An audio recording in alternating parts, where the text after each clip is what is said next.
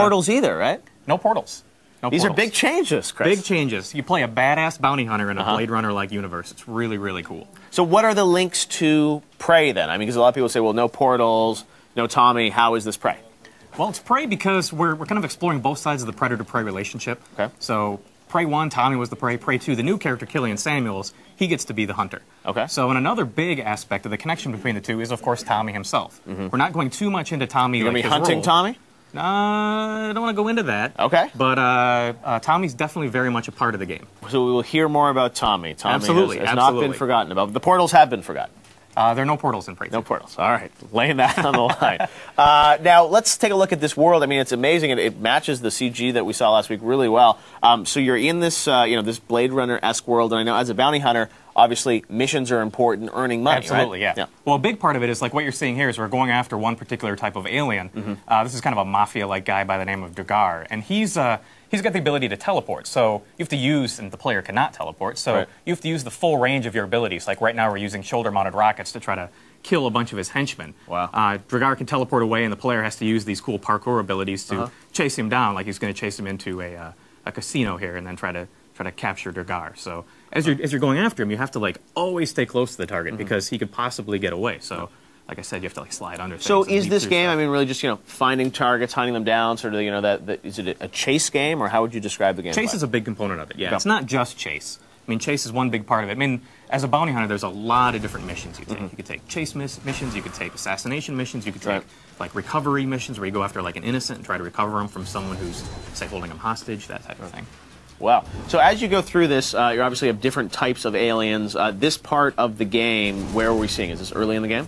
This is maybe around 25% of the way through the game. So the players acquired like a whole bunch of different gadgets and gear and weapons at this point.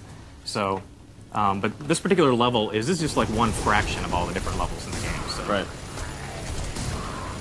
Lots of high-stakes action. Now, how do you acquire these targets? Or, as a bounty hunter, how do you get your targets? All the storytelling is done, obviously, in-engine, right? Yeah, there's a couple of different ways you get the targets. I mean, one of the main ways is by taking missions.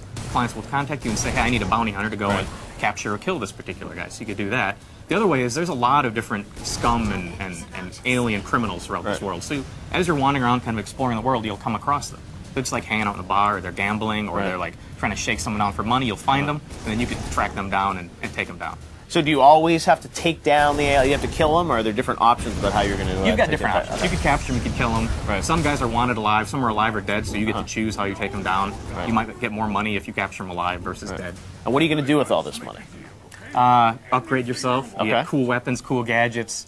You can use it for bribes because there are various characters. Well, they might have information about other bounties.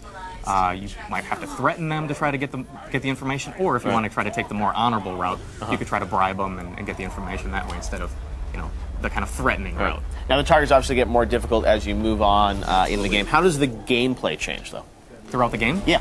The gameplay changes based upon, like, as I get different gadgets and gear, there's a lot of different types of bounties, like the one we're showing today is a teleporting bounty. We've got bounties that have a lot of different kind of crazy, alien, freaky abilities that the player doesn't have. Can you acquire those abilities, though? Are they sort of innate to the characters, or like teleporting, can you acquire a device that allows you to don't get teleporting, no. Okay. But that's innate to certain characters. But there are some of the abilities they have that you do get in terms of, like, the types of gadgets that you have. Any examples you can give us? Not without kind of spoiling some of the gadgets we haven't revealed yet. Okay. So I'll give you the closest thing. The player gets the ability to get hover boots, so he can kind of hover around different areas, and there are certain characters that can do that. That's cool. So you take down the bounty, and that's part of the reward. Not just dollars, but you get something cool, right? Yeah, you can get upgrades and gadgets and all that type of stuff. Well, fantastic. It's very cool. This is Prey 2, and it is coming out, I guess, next year, right? 2012? 2012.